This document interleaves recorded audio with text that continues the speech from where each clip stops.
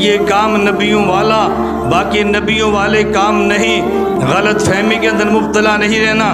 جو مسجد میں اذان دے وہ داعی اور مبلغ، نبیوں والا کام ہے۔ مصلی پہ نماز پڑھائے یہ داعی اور مبلغ، نبیوں والا کام ہے۔ جو مدرسے کی چٹائی پہ بیٹھ کے درس قرآن دیتا ہے، درس حدیث دیتا ہے، فقہ پڑھاتا ہے، یہ داعی اور مبلغ اور یہ نبیوں والا کام ہے۔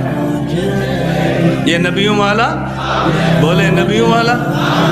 سب سے زیادہ ترجیح مدارس کو دو۔